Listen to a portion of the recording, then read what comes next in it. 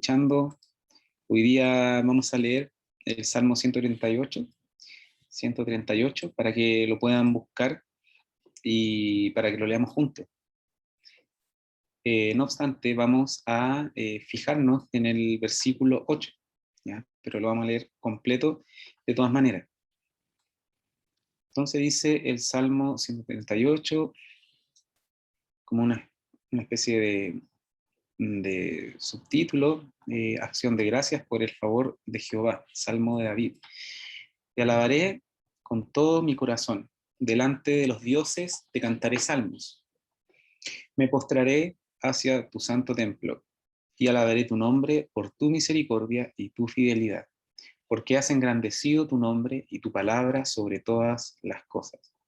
El día que clamé, me respondiste, me fortaleciste con vigor en mi alma. Te alabarán, oh Jehová, todos los reyes de la tierra, porque han oído los dichos de tu boca. Y cantarán de los caminos de Jehová, porque la gloria de Jehová es grande.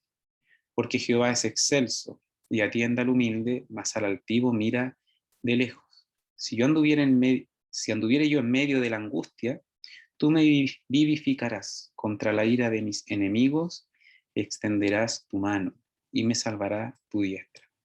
Jehová cumplirá su propósito en mí, tu misericordia, oh Jehová, es para siempre. No desampares la obra de tus manos.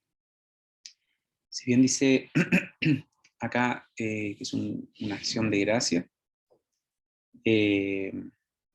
también tiene mucho de petición, de ruego hacia Jehová, ¿bien? Hacia Dios, hacia el Señor, de parte del salmista. Es un salmo breve, y antes de enfocarnos en el versículo 8, podemos ver algunas palabras que son importantes para este salmo. Por ejemplo, el nombre de Jehová. El nombre de Jehová es importante. Y esto no solamente en este salmo, sino que en muchos, el nombre de Jehová es digno de alabanza. El salmista puede tener el nombre de Jehová en sus labios para alabarlo. Sin el nombre no es el mismo tipo de alabanza. Por lo tanto, el hecho de tener el nombre de Jehová permite un tipo de adoración. Nos permite adorar su nombre al conocerlo. El nombre es la persona, así que hay un conocimiento de aquella persona a través del nombre. También hay una importancia de los testigos o de las potestades sobre las cuales es exaltado el nombre de Jehová. En un primer lugar tenemos a los dioses. En un sentido, podemos entender que el salmista le está adorando en medio de falsos dioses, ¿cierto? De ídolos, de estatuas, como un forastero que está en medio de un pueblo pagano, de un pueblo idólatra, puede alabar a Dios delante de los dioses, es decir, de estos falsos dioses o de estas deidades que en todas las culturas y que por supuesto en aquella época abundaban. En otro sentido, la palabra aquí dioses o Elohim quiere decir también un ser espiritual, ¿bien? Un ser que está en la categoría no de carnal, no de humano, sino que espiritual. Y en esa categoría de Elohim o espiritual caen, por ejemplo, los ángeles, el ejército de los cielos o las huestes celestiales. Y también otro tipo de potestades que son espirituales y que obran de manera espiritual, pero no necesariamente de acuerdo a la voluntad de Dios. De todas maneras, aquellas deidades que adoraban en aquellas culturas, ¿cierto?, tan antiguas, muy extrañas para nosotros, tienen mucha relación con las deidades que existen el día de hoy. Por ejemplo, sigue existiendo una, una deificación del dinero, por ejemplo. Y muchas deidades en aquel entonces tenían que ver con el dinero o con la cosecha o con la prosperidad. También relacionadas a la fornicación o al sexo. Y a pesar de que han pasado los años, siguen siendo dioses, ¿bien? En el sentido en que son ídolos o objetos de culto de parte de la humanidad. Pero el nombre de Jehová es exaltado, es alabado en medio y por sobre todas aquellas cosas. Luego en el versículo 2 tenemos aquella actitud, ¿cierto?, de adoración al postrarnos hacia el santo templo. Y sabemos que lo importante no es el templo, sino el que habita en el templo, que es la presencia de Dios. El salmista se postra mirando hacia la presencia de Dios, mirando a Dios, buscándole. Los atributos de Dios que son dignos de alabanza son su misericordia, su fidelidad. Más abajo tenemos que Jehová es excelso, que atiende al humilde, que al altivo lo mira de lejos. El Señor nos vivifica, nos libra de nuestros enemigos. Se exalta también la misericordia como un atributo eterno de Dios que es para siempre. Y por otro lado, eso define al salmista o nos deja a nosotros nos define como quienes necesitan estos atributos del Señor. Y el Señor se relaciona con nosotros mediante estos atributos. El Señor se relaciona con nosotros mediante su misericordia. El Señor se relaciona con nosotros mediante su fidelidad, mediante su gracia, mediante su bondad. En ese sentido, nosotros no somos personas muy dignas, no somos personas que merecen lo que recibimos de parte, no merecemos lo que recibimos de parte del Señor. La gloria y la alabanza en este sentido, yo diría que en todo, no es para las personas, no es para nosotros. No tiene lugar en la presencia de Dios la gloria humana. Nosotros somos los que necesitamos misericordia. Nosotros somos los que estamos en miseria. Nosotros somos los que somos pobres, somos débiles, estamos en angustia, nos hallamos debilitados, no nos quedan fuerzas. Pero el Señor es el que fortalece, vivifica, el que atiende, el que levanta.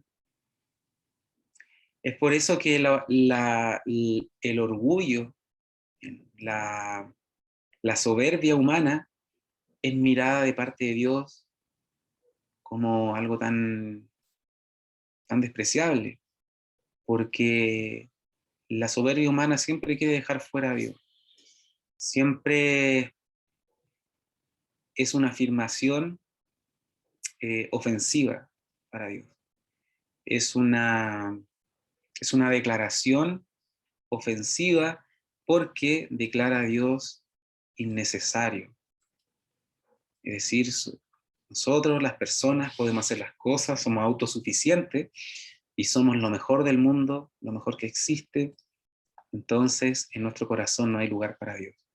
Pero la humildad es el escenario en el cual se glorifica el Señor. Y en ese contexto, al versículo 8, tenemos un versículo que que he escuchado y leído y que es el más conocido de este salmo, y es que Jehová cumplirá su propósito en mí.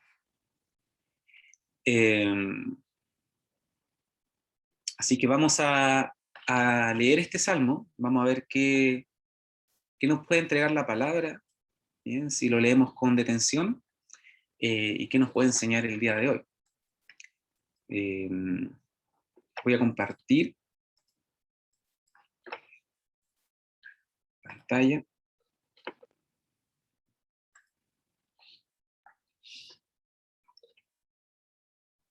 Y esto...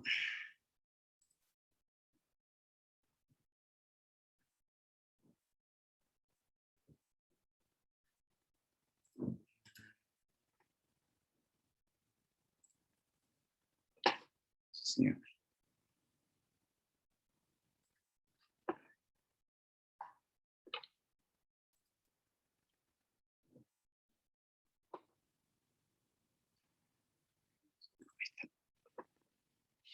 Ya. Si no se ve, me avisan, por favor. O si se ve también.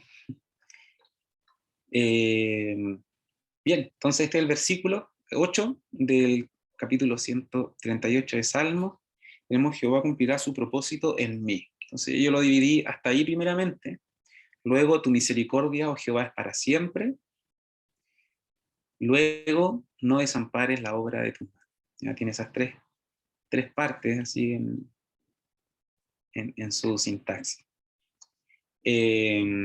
Primero se nos menciona el nombre de Jehová. Y les decía que este nombre es algo valioso. Es la personificación eh, de Jehová. Es su persona hecha palabra. Es su persona hecha expresión en nuestros labios. Y posteriormente, cuando el Señor fue encarnado, esa persona, ese logos, en esa palabra se hizo carne. Eh, ¿Qué nos dice el nombre de Jehová? ¿Cierto? Que nos dice este nombre que algunos pronuncian como Yahvé o Yahweh o de otra manera, a lo mejor más exacta. Nos dice que el Señor siempre es. ¿Bien? Yahvé o Jehová significa Él es. Él es. El Señor le da su nombre a Moisés. El pueblo de Israel tiene el nombre de Jehová, lo posee para rendirle culto, para adorarle, para conocerle. Y el Señor se da a conocer, se entrega en su nombre y el sentido que tiene. Y entonces estamos aquí con David clamando a quien es eterno, a quien siempre es, en aquel que no es creado, aquel que no tiene final, aquel que nuestra mente no puede alcanzar a comprender, aquel que a pesar que ha hecho manifestaciones eh, tremendas acerca de su poder, nos dice la palabra que apenas hemos visto el borde de sus vestidos, hemos escuchado un susurro. Él es eterno en sus atributos, sobre todo los que se destacan acá especialmente, que son misericordia, fidelidad, ¿cierto? Poder. Él ha creado todo lo que existe, no hay nada que no haya sido creado por él, ni en la tierra, ni debajo de la tierra, ni en el cielo. Nada fue creado por otra persona, todo proviene de él. Y lo más importante es que él se hizo carne y murió, se sacrificó y consumó una obra redentora para restaurar su creación y, por supuesto, salvarnos. Bien. Primero, hablemos de propósito. ¿Ya? Propósito o un plan o una voluntad. Es importante esto porque, primero que todo, el propósito es de Dios. ¿Ya? Eh, no nos apropiemos o llevemos el crédito por este plan. El Señor ha trazado una especie de proyecto en nuestras vidas que le pertenece a Él. Son sus planes, no son nuestros planes. No son nuestras ideas que han sido recogidas por el Señor y como si Él nos fuese a hacer caso de cada cosa que se nos ocurre y pidiéndole a Dios que nos ponga, ¿cierto?, el timbre y que nos permita concretarla, sino que el Señor ya tiene un propósito para nosotros. Antes de que fuésemos creyentes, ya tenía un propósito, antes de que naciéramos, ya tenía un propósito para nosotros. Los tiene. Eso nos libra del sinsentido, nos libra de, de adolecer de una especie de vacío, de falta de identidad, de falta de propósito, de falta de sentido en nuestra vida. El creyente tiene sentido, tiene propósito, tiene una razón de ser. En Dios encontramos nuestra razón de ser. ¿Por qué el Señor nos creó? ¿Por qué el Señor nos salvó? ¿Por qué el Señor nos llamó? ¿Qué el Señor ahora nos llama a hacer? ¿Qué propósito tiene el Señor para mi vida? Entonces, somos parte de los propósitos de Dios. ¿Bien? No estamos al margen ni estamos fuera. Y a ver si aportamos en algo o si... No, el Señor nos incluye en sus propósitos. El Señor nos llama y nos llama a participar. Si bien la gloria es para Él, si bien es Él el que realiza su obra, nosotros somos administradores, somos obreros, somos siervos, y somos incluidos en sus propósitos. Imaginemos, o no imaginemos, pensemos por un instante que el Señor, que es eterno, que es todopoderoso, nos ha incluido en su obra. Y por último, el Señor es soberano para cumplir sus planes. Nosotros podemos hacer planes, podemos trazar objetivos, podemos diseñar sus etapas, en qué fecha lo vamos a terminar, pero probablemente ese plan no va a resultar como nosotros lo teníamos planeado. Probablemente nos vamos a demorar más, probablemente no va a cumplir nuestras expectativas ni las expectativas de los demás, o a lo mejor sí, pero nosotros no estamos en control de todas las circunstancias para hacer cumplir nuestros planes, pero Dios sí es soberano para hacer cumplir sus planes. Él sí puede estar en control de todas las circunstancias de una manera que nosotros no comprendemos para hacer cumplir su propósito, y no un propósito tan solamente general, ¿cierto?, amplio, sino que un propósito particular, un propósito que tiene que ver con una persona, que tiene que ver conmigo, un propósito especial en mi vida. Y así el Señor tiene propósitos para cada uno de nosotros, y como conjunto podemos decir también que el Señor tiene propósitos para la Asamblea de Cerro Jiménez, y el Señor tiene un propósito para la iglesia que está en Valparaíso, y para la iglesia que está en Chile, y para la iglesia que está en Latinoamérica. El Señor tiene propósitos para su pueblo y para nuestra vida en particular. El Señor es misericordioso. Tu misericordia, oh Jehová, es para siempre, es infinita, es inagotable. Así como el sol sale cada mañana, así también la misericordia de Dios se renueva cada mañana. Es algo que llega con el amanecer. Cuando veamos el sol, recordemos que la misericordia del Señor es eterna. El amanecer trae esperanza. No importa cuán frío, oscuro o terrible haya sido la noche, haya sido ese periodo, esas horas, luego sale el sol, comienza a entibiar la tierra, comienza a iluminarla y comienza otro día. ¿Bien? Hay un nuevo comienzo, hay un reseteo, por así decirlo. Hay un punto de partida nuevo en el que el Señor extiende nuevamente su misericordia. Y viene el otro día y el Señor extiende su misericordia. Este es inagotable. Es parte de Dios, es parte del Señor ser misericordioso. Hay atributos que a nosotros nos definen. Hay personas que se caracterizan por algo. Y si le quitamos ese atributo, Es como que se le va su esencia, se le va algo que lo caracteriza. Al Señor lo caracteriza su misericordia. Y era algo a lo que el pueblo de Israel podía apelar, por así decirlo, o podía aferrarse, y que era la misericordia de Jehová.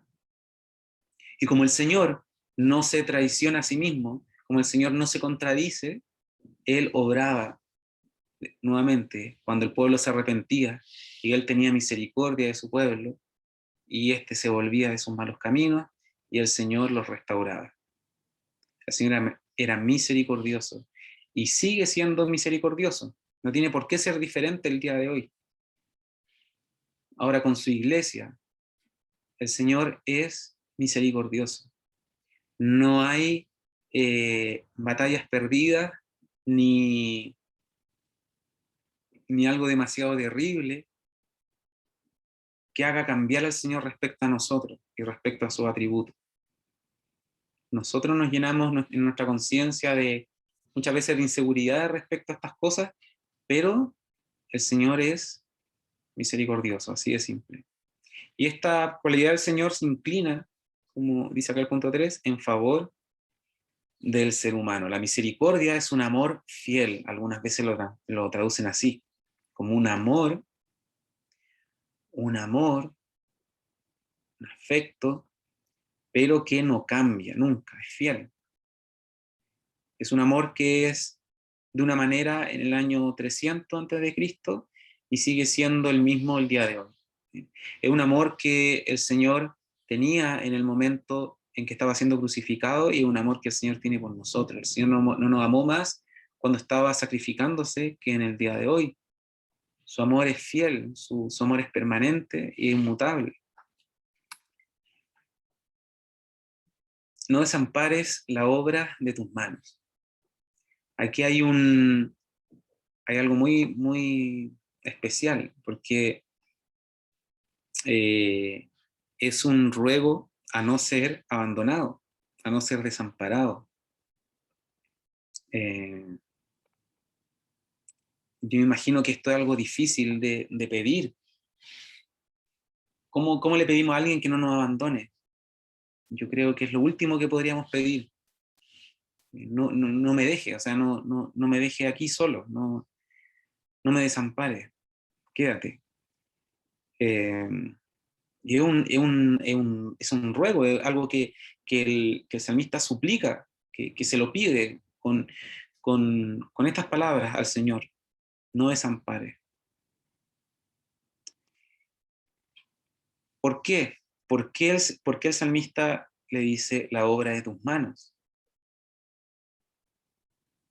Eh, ¿Somos ajenos al Señor? ¿Somos un producto del cual Él no tiene conocimiento ni interés? ¿O somos una creación suya que Él no solamente eh, realizó, sino que Él la pensó, sobre la cual Él trazó planes, sobre la cual Él tuvo un propósito? Recordemos que nosotros existimos porque Dios nos hizo. Tan cierto como Adán fue creado por Dios, nosotros fuimos creados por Dios. Nosotros no fuimos creados por nuestros padres. Nuestros padres fueron parte de un proceso, ¿cierto?, que el Señor configuró y estableció para crearnos.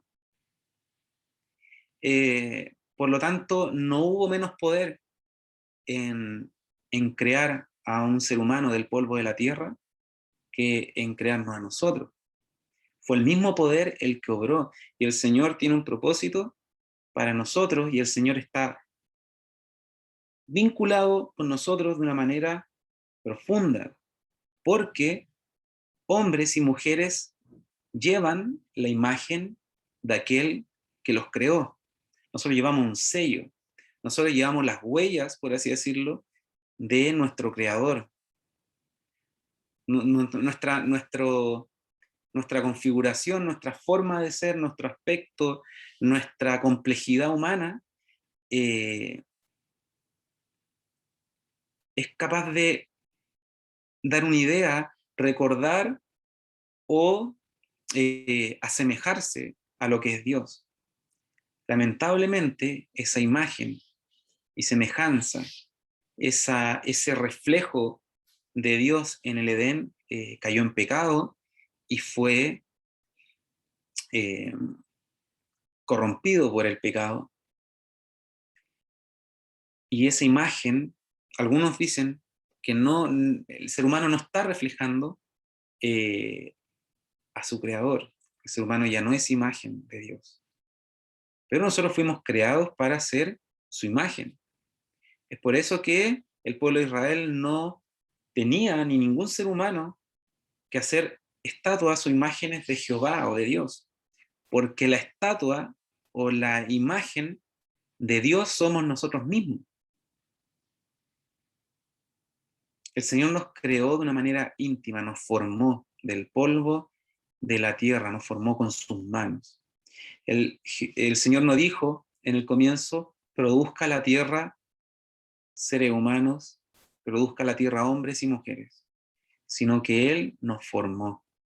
Él tomó del polvo de la tierra y se acercó a soplar aliento de vida en nosotros.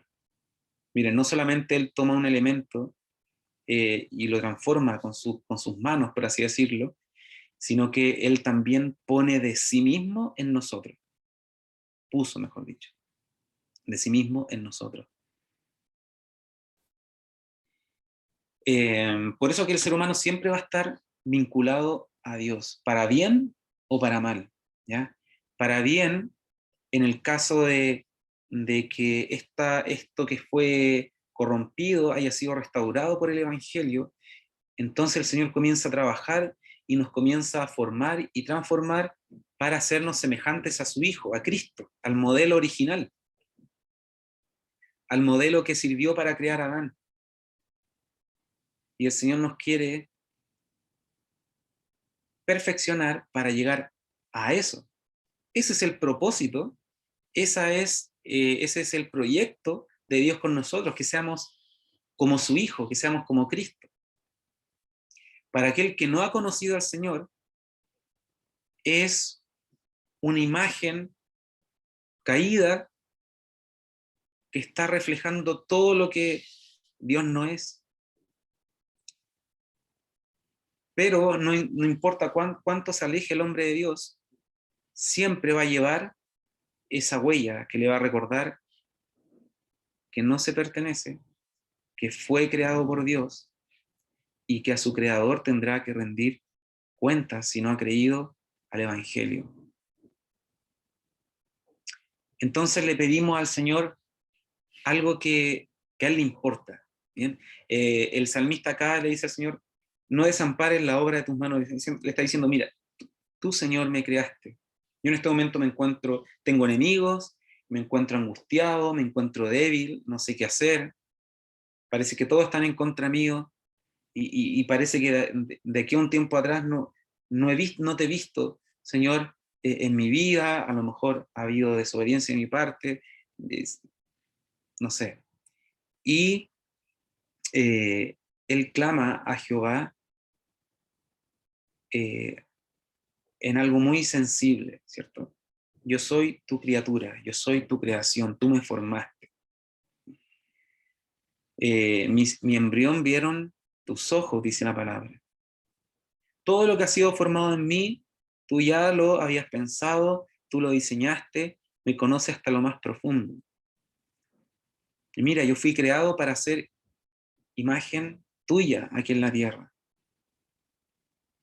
Y no me desampares porque yo te pertenezco. Hay una especie de responsabilidad, si se puede decir de alguna manera. A lo mejor no es muy preciso, pero... y el Señor acude en ese llamado, en ese ruego. Primera de Juan 3:2 nos dice, amados, ahora somos hijos de Dios y aún no se ha manifestado lo que hemos de ser, pero sabemos que cuando Él se manifieste, ¿quién? El Señor Jesucristo. Cuando Él se manifieste, cuando Él se muestre en gloria, cuando el tiempo se acabe y Él vuelva, dice, seremos semejantes a Él. Miren, hay una manifestación de lo que hemos de ser. Nosotros ahora vemos que somos chicos, que somos grandes, que somos tranquilos, que somos inquietos, que somos buenas o malas personas, buenos o malos creyentes, que somos, vemos nuestras cualidades, lo que hemos logrado, pero nada de eso muestra lo que de verdad hemos de ser. Ni aún en nuestro mejor momento se está manifestando lo que hemos de ser. Y lo dice aquí la Escritura. Pero sabemos que cuando Él se manifieste, es decir, cuando Cristo se manifieste, cuando Cristo se muestre en gloria, seremos semejantes a Él. Y es un momento en el cual Cristo nos glorificará también a nosotros. Compartiremos la gloria de Cristo y se manifestará nuestro estado, por así decirlo, ideal, como criaturas redimidas por el Señor. Seremos semejantes a Él, seremos semejantes a Cristo. ¿Por qué? Porque le veremos tal como Él es. Él se manifestará de una manera que no será velada para nosotros. No se contendrá, a lo mejor como en el monte de la transfiguración, que duró un momento y luego se acabó. O un chispazo o un destello de su poder, cuando, por ejemplo, hablábamos la otra vez, los que venían a arrestarle cayeron, ¿cierto? Cayeron al suelo, sino que Él se manifestará en toda su gloria, y aquella gloria no será un sol que nos quemará, ¿cierto? Como maleza, sino que el Señor nos permitirá, habiéndonos glorificado y transformado nosotros también, poder contemplarle, que su presencia santa y potente no sea algo que nos aterre, no sea algo que nos produzca un temor terrible, sino que nos producirá gozo y le podremos contemplar. Seremos semejantes. Muchas veces cuando para ir terminando, cuando pasamos por angustia o pasamos por escasez o por debilidad, o cuando nuestras circunstancias en este mundo son muy, muy, están muy presentes o son muy recurrentes, un día, otro día lo mismo y parece que las cosas no cambian, miramos simplemente esta realidad y lo que somos ahora. Pero como dice la Escritura, aún no se ha manifestado lo que hemos de ser. ¿Y cómo se relaciona esto? Voy a volver a poner el versículo original. Ahora, ¿cómo se relaciona esa conclusión con el versículo 8? Porque a pesar de que estamos en angustia, a pesar de que estamos en debilidad, a pesar de que estamos clamando a la misericordia del Señor día a día, hay un propósito de parte del Señor para nosotros. Eso es una clave, por así decirlo, de nuestra esperanza. El Señor tiene un propósito conmigo. El Señor va a llevar a cabo sus planes en mi vida. Y muchas veces yo me impaciento, muchas veces yo creo que no es posible porque yo soy así o yo soy de esta otra manera, pero poderoso es el Señor para cumplir sus planes. En primer lugar. En segundo lugar, porque Él es misericordioso, y no solamente hoy, sino que hasta siempre. Y tercero, porque somos obra de sus manos, somos sus criaturas. Y no solamente como criaturas, sino que también nos dice la palabra, he aquí, todas las cosas son hechas nuevas, o he aquí una nueva creación, o he aquí un poema, ¿bien? He aquí una creación, algo que Él ha, como un artesano, ¿cierto? Que crea algo, que fabrica. El creyente, en el momento en que cobra vida espiritual por la obra del Espíritu Santo, es una creación, una nueva creación. Nosotros hemos escuchado y hemos leído que va a haber un cielo nuevo y una tierra nueva. Pero en el presente ya se ha manifestado ese poder del siglo venidero en la nueva creación hecha en cada uno de los creyentes. Y es el mismo poder que levantó al Señor Jesucristo entre los muertos. No desampares la obra de tus manos. No solamente como criaturas somos obras de las manos de Dios, sino que también como creyentes hemos sido hechos una nueva creación restaurada, que es capaz por su poder, por el Espíritu Santo, de reflejar y de ser imagen y semejanza de su Creador y de su Redentor. Pero la actitud correcta, como habíamos leído en el Salmo, es no la altivez, sino la humildad. No rogamos al Señor por nuestras capacidades o por nuestros méritos, sino por su misericordia, rogamos por su bondad, rogamos por su fidelidad. Así que el Señor nos ayude a meditar en estas cosas, y hay muchos pasajes en la Escritura que hacen referencia a algunas cosas que se han dicho, pero para no desviar tanto el tema, nos podemos quedar simplemente con el Salmo 138, versículo 8, que seguro tiene mucho provecho para nuestras vidas. ¿Ya? Vamos a orar para terminar. Padre Santo, Padre Celestial, te damos gracias una vez más porque tu misericordia ha estado con nosotros, porque a pesar de las circunstancias, de las dificultades, has mostrado tu amor y que tu amor es fiel. Señor, tú nos amas de una manera que nosotros necesitamos aprender a amar, porque nuestro amor es inconstante, nuestro amor es condicional, nuestro amor es cambiante, pero tú, Señor, eres firme en tu carácter, en tus propósitos, tus deseos para nuestras vidas no cambian, Señor, y los mismos planes que tuviste cuando nos llamaste mediante el Evangelio siguen vigentes el día de hoy. Gracias, Padre, porque eres tú quien comenzó la buena obra, Señor, y sabemos que nos perfeccionarás aquella obra hasta el día de Jesucristo, hasta el día en que Cristo se manifieste, Señor, hasta el día en que Él venga en gloria, para que podamos ser semejantes a Él, para que podamos mirarle cara a cara, Señor.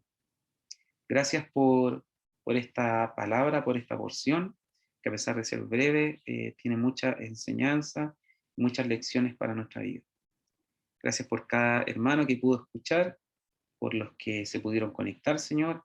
Ayuda, bendice también a todo el que regularmente se conecta, Señor, con los hermanos de Cerro Jiménez.